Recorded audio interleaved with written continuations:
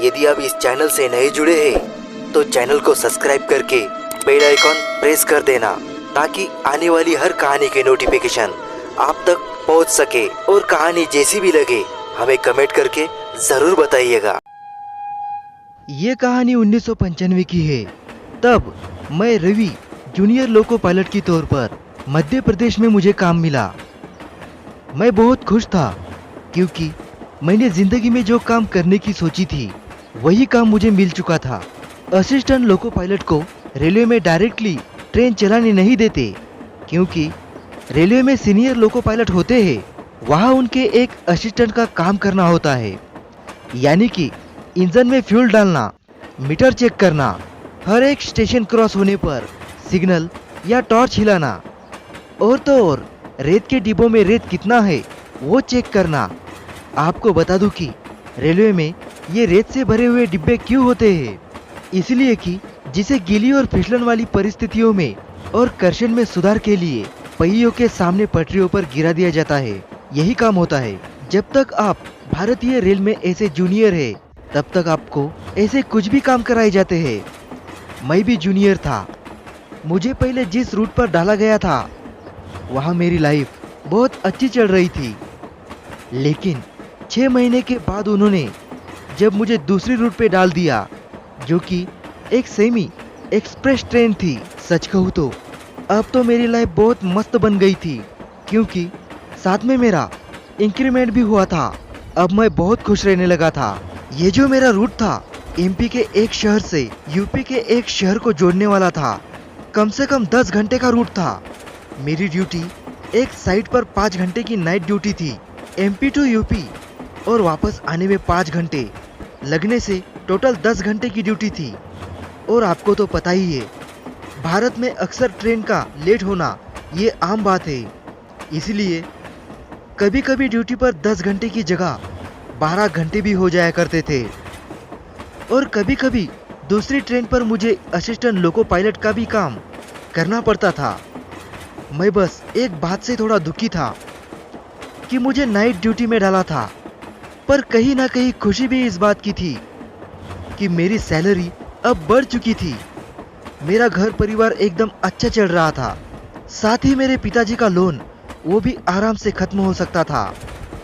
पर खैर, अब कहानी पर आते हैं। आज मेरा 7वां दिन था सेमी एक्सप्रेस का। रात के 9 बजे एमपी के स्टेशन से निकलती थी और रास्ते में एक छोटे से गांव का छोटा सा स्टेशन से होकर गुजरती थी। इस छोटे से स्टेशन पर ट्रेन का स्टॉपेज नहीं था, तो मेरे को काम दिया गया कि स्टेशन के आने पर स्टेशन मास्टर को टॉर्च से हरी लाइट दिखाना। मैंने उसे हरी लाइट दिखाई। ट्रेन वहां से निकल गई। अब मेरी ट्रेन से ड्यूटी खत्म हुई। अब मुझे रिटर्न आने वाली ट्रेन, जो कि यूपी से एमपी जाती है, उसमें जाना था। तकरीबन आधे घंटे के बाद मेरी रिटर्न ट्रेन भी आई। उस ट्रेन के लोको पायलट मेरे बहुत करीबी सीनियर थे। हम दोनों का रिलेशन भाई जैसा ही था। हमने बातें करते करते अपना अपना काम शुरू किया। मैं अपना काम अच्छे से कर रहा था।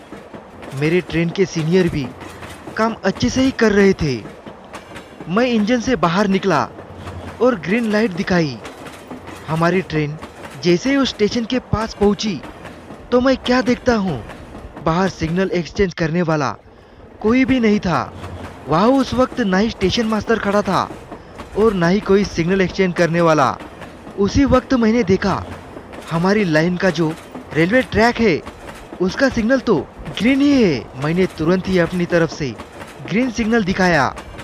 मैंने सोचा चलती हुई ट्रेन में शायद मुझे कोई दिखा नहीं होगा, लेकिन इसी गांव के स्टेशन मास्टर ने तो मुझे पहली वाली ट्रेन में सिग्नल दिया था। और अब शायद ट्रेन फास्ट है, इसलिए वो कहाँ खड़ा है यह मैं ठीक से नहीं देख पाया। मैं ठीक वापस इंजन के अंदर आया और हम फिर से यहाँ वहाँ की बातें करने लगे। ऐसा करते करते मेरी आज की ड्यूटी खत्म हुई। अब अगले दिन यानी मेरा इसी रूट पर 8वीं रात मेरी पहली 5 घंटे की duty MP to UP train की जर्नी अच्छे से कट गई।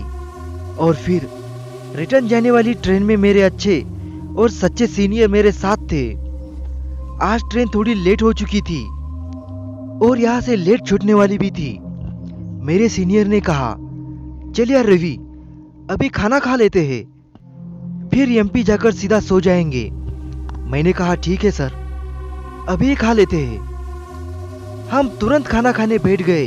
तकरीबन 20 मिनट के बाद हमें यहाँ से ग्रीन सिग्नल मिला और हमारी ट्रेन चल पड़ी। फिर आया हमारा वही छोटा सा गांव जहाँ पर हमारी ट्रेन नहीं रुकने वाली थी। आज भी मैंने देखा कि स्टेशन पर सिग्नल एक्सचेंज करने वाला कोई नहीं था।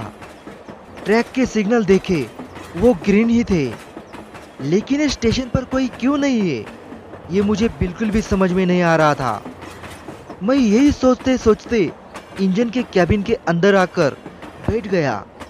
इसके बाद मेरे सीनियर ने मेरे तरफ देखकर पूछा, क्या हुआ भाई, परेशान लग रहे हो? चिंता मत करो, आज ज्यादा लेट नहीं होगा, पहुंच जाएंगे।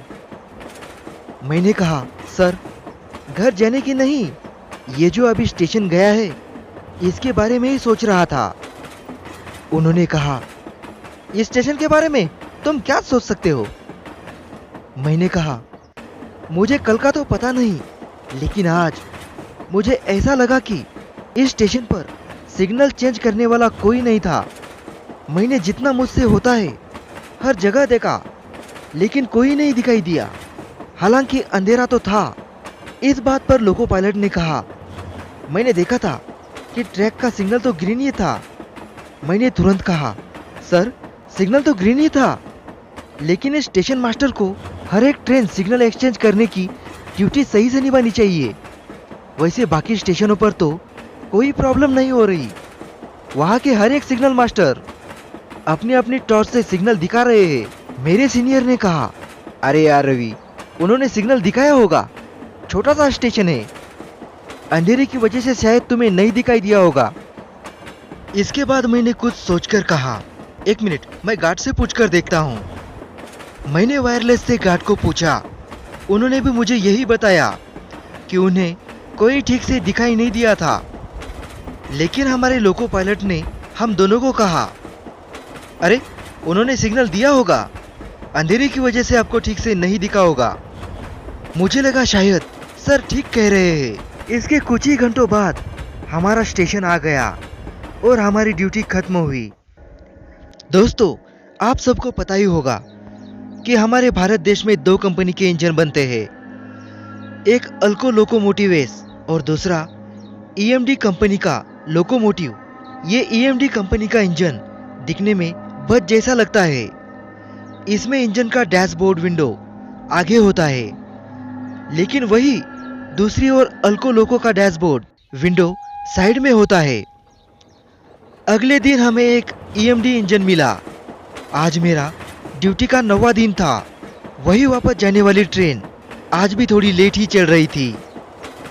हमें यहाँ से निकलने का सिग्नल मिला। कुछ देर बाद वही स्टेशन आया जिसका मुझे इंतजार था। मैं इंजन के अंदर भागकर गया। मैंने अपने सीनियर से कहा, सर ट्रेन को स्लो कीजिए और देखिए स्टेशन पर आज भी कोई है या नहीं। दोस्तों, हमें सिग्नल पर आज भी ग्रीन ही दिखाई दे रहा था। सीनियर ने कहा, रवि तू बोल तो ठीक रहा है, यहाँ आज तो कोई नहीं दिखाई दे रहा। शायद मुझे कल वाली ट्रेन की इंजन से ठीक से नहीं देखा होगा। तुम एक काम करो, जल्दी से गार्ड को वायरलेस से पूछो, उसे कहो कि कोई सिग्नल चेंज कर रहा है या नहीं, इस स्टेशन पर तो कोई नहीं दिख रहा है। गार्ड ने भी क्लियरली कहा कि सर मुझे स्टेशन पर तो कोई नहीं दिखाई दे रहा है, शायद कुछ तो गड़बड़ है। हमारे सर ने गार्ड से कहा, हम देखते हैं। इसके बाद हम इसी टॉपिक पर बात कर रहे थे। उन्होंने कहा, सुन रवि, अभी जो स्टेशन आएगा वहाँ हमारी ट्रेन का स्टॉपेज है, पर हम एक काम करते हैं, वहाँ के स्टेशन मास्टर को कंप्लेंट कर देते हैं, क्योंकि हर स्टेशन मास्टर की एक ड्यूटी होती है, और तो और ये एक प्रोटोकॉल भी है। हर स्टेशन मास्टर को और हर एक लोको पायलट को हर स्टेशन पर सिग्नल एक्सचेंज करना ही करना पड़ता है। चाहे वो कोई भी ट्रेन हो, वो ट्रेन चाहे स्टेशन पर रुके या ना रुके, अपनी ड्यूटी पूरी करनी जरूरी है। फिर हमारा स्टॉपेज आया, ट्रेन रुकी, हम ट्रेन से तुरंत उतरे और गार्ड को बुलाया। हमने उस स्टेशन मास्टर को कंप्लेंट की कि पिछले स्टेशन पर कोई भी हमें सिग्नल नहीं मिला, लेकिन ट्रैक का सिग्नल ग्रीन ही था। तभी वो स्टेशन का मास्टर सोचने लगा कि ऐसा कैसे हो सकता है। उसने हमसे पूछा, आपने ठीक से देखा तो था ना? मैंने कहा, हाँ सर, मैंने बिल्कुल ठीक से देखा और आज ये तीसरी रात है। मुझे वहाँ लगातार 3 दिन से कोई भी नहीं दिखाई देता है। एमपी टू यूपी जाने वाली ट्रेन पे अगर आपको यकीन नहीं हो तो गार्ड साहब से पूछ लीजिए। गार्ड ने तुरंत कहा, हाँ, मुझे भी वहाँ कोई नहीं दिखा। मास्टर ने उसी रेलवे स्टेशन को टेलीफोन से फ़ोन किया। वहाँ के स्टेशन मास्टर ने थोड़ी देर बाद फ़ोन कॉल रिसीव किया। यहाँ के स्टेशन मास्टर ने पूछा, सर आप पिछली 3 रातों से यूपी से एमपी जाने वाली सेमी एक्सप्रेस ट्रेन को सिग्नल नहीं दे रहे हैं, बस आप ट्रैक सिग्नल ही ग्रीन दे रहे हैं। क्या तकलीफ है आपको? आप सिग्नल एक्सचेंज क्यों नहीं कर पा रहे हैं? वहां के स्टेशन मास्टर ने लड़खड़ाते हुए कहा, नहीं सर, ऐसा कुछ नहीं है। मैं हर एक ट्रेन को सिग्नल देता हूँ। मैंने अभी भी एक ट्रेन को सिग्नल एक्सचेंज किया था। यह बात सुनकर मैं और मेरे सीनियर गार्ड हम तीनों शॉक हो गए, क्योंकि हमने साफ साफ देखा था वहां पर कोई नहीं था। और तो और ये हड़बड़ाहट में झूठ बोल रहा है। यकीन मानिए, उसने 3 रात से बिल्कुल भी सिग्नल एक्सचेंज नहीं किया था। पर आखिरकार ये बात सुनकर हम लोग बाहर आ गए और अपनी ट्रेन से रवाना हो गए। हमारी उस दिन की ड्यूटी भी खत्म हुई। अब मेरा 10वां दिन था। मैंने आज सर को पहले ही कह दिया था कि आज उस स्टेशन पर ट्रेन बहुत धीरे चलाना। मुझे उस स्टेशन मास्टर को थोड़ा गौर से देखना है। ठीक वही स्टेशन आया और मैंने उसको थोड़ा गौर से देखने की कोशिश करी। स्टेशन मास्टर सिग्नल एक्सचेंज कर रहा था, पर मैंने एक बात नोटिस की कि स्टेशन मास्टर के एक पैर पर पट्टी बंधी हुई थी। शायद उसकी एक टांग फ्रैक्चर है। तभी मेरे मन में एक बात आई, शायद यही कारण होगा इसलिए वो सिग्नल एक्सचेंज नहीं कर पा रहा हो। और तभी मेरे मन में एक बात और आई, अगर इतनी सी बात थी तो कल उसने ये बात मास्टर को क्यों नहीं बताई। मैंने सोच लिया था कि वापस जाते टाइम अगर मास्टर ने सिग्नल नहीं दिया तो आज हम ट्रेन यही रोक कर देखेंगे कि आखिरकार मास्टर को क्या तकलीफ है। इसके बाद मैं रिटर्न जाने वाली ट्रेन में बैठ गया।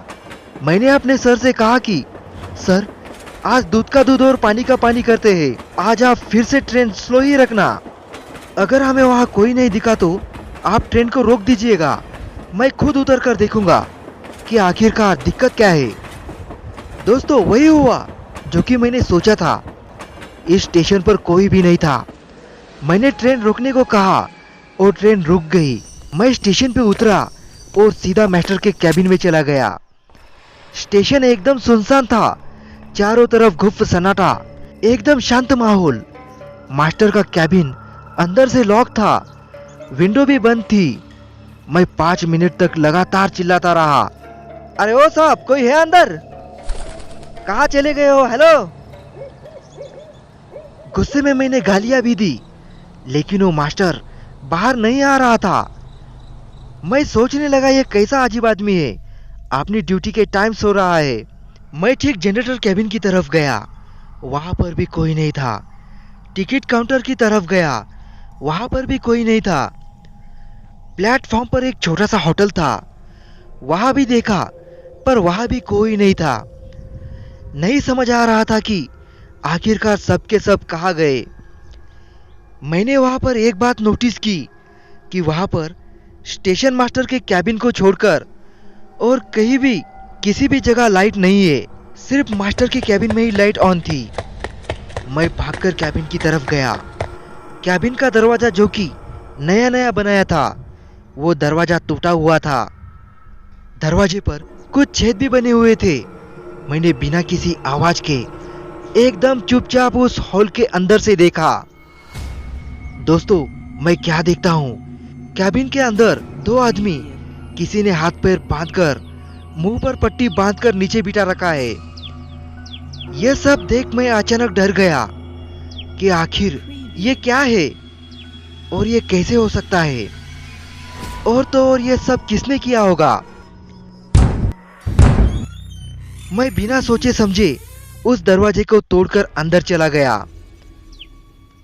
एक स्टेशन मास्टर और एक दूसरा आदमी मुझे देखकर उनकी आंखों में आंसू आने लगे। मैंने तुरंत उनके मुंह से पट्टी हटाई। स्टेशन मास्टर ने कहा, वो तुम्हारे ऊपर है। मैंने कहा, कौन? मैं पूछकर जैसे ही ऊपर देखा तो पाया कि एक खौफनाक चुड़ैल, जिसके मुंह पर खून लगा था, जगह जगह खंजर, शरीर पर कटे हुए निशान, लाल आंखें, उसने तुरंत ही मेरे ऊपर झपटा मारा। पर जैसे ही वो मेरे ऊपर कूदी तो अचानक उसको जोर का झटका लगा, दूर जाकर गिरी। मैं उसे देखकर इतना डर गया कि मैं आपको बता नहीं सकता। एक तो पहले से ही मैं कमजोर दिल का आदमी हूँ, और भूत प्रेत ये सब कुछ मैं पहली बार देख रहा था। मैंने उस औरत की तरफ देखा, वो मुझे नहीं बल्कि मेरे हाथ पर बंधे धागे की तरफ देख रही थी, जो कि मुझे मेरी माँ ने मेरे जन्मदिन पर बांधा था। वो ठीक शंकर भगवान का अभिमंत्रित धागा था। साथ ही मेरे गले में हनुमान जी का लॉकेट भी था। मैं समझ चुका था कि शायद अब ये मुझे कुछ नहीं कर सकती, और इसी बात का फायदा उठाकर स्टेशन मास्टर और उसके साथ वाले आदमी के हाथ पैर खोल दिए। देखकर वो चिल्लाने लगी, कहने लगी, उन्हें मत खोलो, वो मेरे शिकार है, आज मैं उन्हें मार डालूंगी। चुपचाप यहाँ से चला जा, वरना तू भी जिंदा नहीं बचेगा। उसी वक्त मुझे बाहर से हमारे ट्रेन का हॉर्न सुनाई दिया, जो कि मेरे सर ने बजाया था। मैं मन ही मन यह सोच रहा था कि काश हमारे सीनियर यहाँ ना आ जाए, क्योंकि वो एकदम नास्तिक है, वो इन चीजों पर बिल्कुल भी विश्वास नहीं करते। पर उसी बीच सर और गार्ड की आवाज आने लगी। वो दोनों के दोनों मुझे ही बुला रहे थे। हम यहाँ ज्यादा देर तक नहीं रुक सकते, कहाँ हो तुम? हमारे सर को नहीं पता था रवि तो दरवाजा तोड़कर अंदर जा चुका है, लेकिन दरवाजा जैसे पहले लॉक था वैसे ही लॉक हो चुका था। मैंने तभी वो चुड़ैल से पूछा कि क्यों बांधकर रखा है इन्हें? इन लोगों ने तुम्हारा क्या बिगाड़ा है? छोड़ो, हम सबको जाने दो। तो उस चुड़ैल ने कहा, मैंने तुझसे नहीं रोका, तू निकल जाए यहाँ से, लेकिन मैं इन दोनों को अब नहीं छोड़ूंगी। मैंने कहा, आखिर इन्होंने किया क्या है? इन्हें क्यों बांध कर रखा है? वो कहने लगी, इनसे खुद पूछ इन्होंने क्या किया है। मैंने स्टेशन मास्टर से पूछा, ये सब क्या चल रहा है, क्या किया है आप लोगों ने? दोस्तों, पहले तो वो बहुत रोए, फिर उन्होंने कहानी बताना शुरू किया कि ये बात आज से 2 महीने पहले की है। उस वक्त मेरी ड्यूटी दिन के समय थी। ये औरत और इसका पति दोनों मजदूरी का काम करते थे। इनका एक 16 साल का बेटा था। ये सब के सब यहाँ रेलवे स्टेशन का काम करते थे। इस औरत का बेटा दिमाग से ठीक नहीं था, वो थोड़ा पागल सा था। ये लोग उस लड़के से भी थोड़ा थोड़ा काम करवाते थे, लेकिन एक ग्रुप में कम से कम 8 लोगों को काम करने की परमिशन थी। उस लड़के को मिलकर 9 लोग होते थे। बस एक यही कारण था कि हम उसको उसके पैसे नहीं देते थे। हाँ, पर इसके माँ बाप को हर रोज मजदूरी देते थे। ये उसके हिस्से के पैसे मांगने लगे, लेकिन मैंने सीधे सीधे मना कर दिया, क्योंकि उस लड़के से दिन भर पूरा टाइम काम नहीं करवाते थे। एक दिन लगभग दोपहर के 2 बज रहे थे। हमारे स्टेशन पर छत का काम शुरू हुआ था। ये बिल्डिंग 2 मंजिला का था। ग्राउंड फ्लोर और फर्स्ट फ्लोर, तो ठीक सबसे ऊपर वाला फ्लोर, उस पर काम चालू था। वो लड़का खेलते खेलते ऊपर गया, लेकिन उसके माँ बाप और उनके बाकी के ग्रुप के लोग नीचे प्लेटफॉर्म पर काम कर रहे थे। बाकी दूसरे ग्रुप वाले फर्स्ट फ्लोर के छत पर काम कर रहे थे। मैं तभी छत पर गया ये देखने के लिए कि कितना काम हुआ है। तब मैंने वहां पर देखा कि ये लड़का काम करते वक्त थोड़ा थोड़ा परेशान कर रहा था।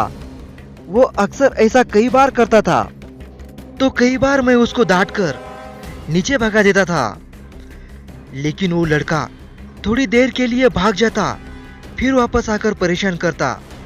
डांट खाता लेकिन फिर वापस आकर परेशान करता। एक दिन अचानक वो फ्लोर पर बिछाए सीमेंट के ऊपर न जाने क्यों दौड़ने लगा। उसके कारण वहां का पूरा काम खराब हो गया। मैंने गुस्से में उस लड़के को पकड़कर एक जोर से थप्पड़ मारा और उस पर गुस्सा करने लगा। वहां पर सभी मजदूरों ने मुझे रोकने की कोशिश की, लेकिन मैंने किसी की बात नहीं मानी। मेरी मजबूरी थी, डेडलाइन खत्म हो चुकी थी और अभी तक काम 50% भी नहीं हुआ था। पीछे से ऑलरेडी बहुत प्रेशर था, और तो और हमारे स्टेशन के इंस्पेक्शन के लिए दिल्ली की एक टीम आने वाली थी। मुझे उससे पहले यह सब कुछ खत्म करवाना था। इसके ऊपर इस लड़के ने बने बनाए काम को बिगाड़ दिया था। मैं सच में बहुत गुस्से में था। मैंने उस दिन जो उसे डांटा, शायद कभी किसी ने किसी को नहीं डांटा होगा। नहीं मालूम उस लड़के के मन में क्या आया। वो लड़का भागकर छत से कूद गया। नीचे प्लेटफॉर्म पर रिपेयरिंग का काम चल रहा था। वहां पर बड़े बड़े पत्थर रखे थे। उसका सर सीधा पत्थरों पर जाकर लगा और ठीक वहीं पर उसकी मौत हो गई। वो देखकर मैं बहुत घबरा गया कि मैंने कभी नहीं सोचा था कि कोई लड़का ऐसा भी कर सकता है। इसके माँ बाप दोनों चिल्ला चिल्ला कर रोने लगे।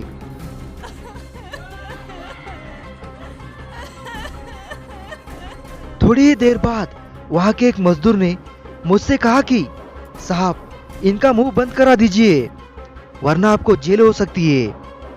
मैंने कहा कि कैसे बंद कराऊं उसका मुंह।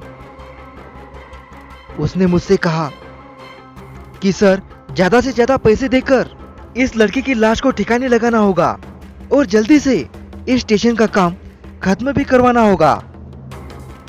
मैंने तुरंत सबको पैसे देकर मुंह बंद रखने को कहा, लेकिन उस लड़के के माँ बाप ने पैसे लेने से साफ साफ मना कर दिया। और तो और मेरा साथ देने वाले हर मजदूर को पुलिस के हवाले करने की धमकी भी दी। बस मैं इतना गुस्से में आ गया कि मैंने एक और गुनाह कर दिया। मैंने गुस्से में उन दोनों को भी मार दिया और फिर तीनों की लाश को ठिकाने लगवाया। इसके बाद सब कुछ ठीक चल रहा था। इंस्पेक्शन भी अच्छे से हो गया। बस उसके बाद से मुझे नाइट ड्यूटी पर लगा दिया गया। सबसे बुरी बात तो यह है कि उसी रात से यह औरत मुझे ट्रैक पर दिखने लगी। धीरे धीरे उसने मुझे टॉर्चर करना शुरू कर दिया। वो रोज मुझे और मेरे साथ वाले लोगों को बहुत मारती थी। यह अक्सर मेरे सपने में आती थी। कहती है, मैं तुम्हें तड़पा तड़पा कर मारूंगी। दोस्तों, ये सब कुछ चल ही रहा था, वो औरत कहीं गायब हो गई। मैंने ठीक उन दोनों से कहा, तुम्हारे पास मौका है, यहाँ से जल्दी से भागो। मैंने किसी तरह वो टूटा हुआ दरवाजा उस पर जोर से धक्का देके उसे और तोड़ डाला। सामने ट्रेन के लोको पायलट खड़े थे। मैंने उनको इतना ही कहा कि सर, यहाँ बहुत बड़ी प्रॉब्लम है, आप जाइए यहाँ से जल्द ट्रेन को यहाँ से निकालिए। वो मुझसे कहने लगे कि आखिर ऐसा क्या हुआ। मैं जैसे ही उन्हें बताने वाला था कि तभी मैंने देखा ट्रेन के कुछ लोग बाहर उतरकर घूम रहे थे। मैंने उनसे कहा, मैं आपको कल सब कुछ बताऊंगा, पर प्लीज आप अभी से अभी यहाँ से निकल जाइए। वो मुझसे कहने लगे, पर तुम्हें क्या हुआ? और ये जो मास्टर है ना, इनके पैर पर पट्टी कैसे बंधी? मैंने कहा, सर, मैं आपको कल सब कुछ बताऊंगा, लेकिन आप यहाँ से अभी जल्दी निकल जाइए। सर ने मुझसे कहा, अगर तुम मेरे साथ नहीं चले तो तुम सस्पेंड भी हो सकते हो। मैंने उनसे कहा, सर आप कुछ भी बोलिए, लेकिन अभी के लिए यहाँ से चले जाइए। सर मुझसे कहने लगे, अगर तुम कोई भी अच्छा काम कर रहे हो तो सफलता लेकर ही आना। इतना कहकर उन्होंने ट्रेन का हॉर्न बजाया। बाकी के सभी लोग बैठ गए और ट्रेन मेरे सामने से निकल गई। मैं जैसे ही वापस पलटा, मैंने पाया उस चुड़ैल ने उन दोनों का गला पकड़ रखा था। मैं ठीक जैसे ही उनके तरफ जा रहा था कि न जाने उन दोनों को क्या हुआ, वो भागते हुए बगल के कुएं में जाकर कूद गए। मैंने तुरंत कुएं में देखा, लेकिन वहां पर कोई भी नहीं था। सब कुछ एकदम शांत था और वो चुड़ैल भी कहीं गायब हो चुकी थी और वो दोनों भी पता नहीं कहाँ थे। कुएं का पानी भी नहीं हिल रहा था। उस दिन मुझको एक बात समझ में आई कि एक माँ को उसका बच्चा और परिवार सब कुछ चाहिए होता है। हर माँ को अपने बच्चे से बहुत प्यार होता है, चाहे वो नॉर्मल हो या पागल। और यकीनन इस बात को गौर कीजिएगा, एक माँ को उसके बच्चे से जुदा करने पर माँ किसी भी हद तक जा सकती है। वो मरने के बाद भी अपना बदला ले सकती है। ये स्टेशन मास्टर को शायद उसके कर्मों की सजा मिली है। मैं एकदम शॉक में जा चुका था और वही बैठा था। फिर थोड़ी देर बाद स्टेशन से बाहर निकला। बाजू में एक हाईवे था। मुझे एक ट्रक वाला मिला और उसकी मदद से अपने स्टेशन पर पहुंचा। इसके अगले दिन सुबह मुझे सस्पेंड कर दिया गया। हमारी और भी डरावनी कहानियां सुनने के लिए स्क्रीन पे जो वीडियो दिख रहा है उसे क्लिक कीजिए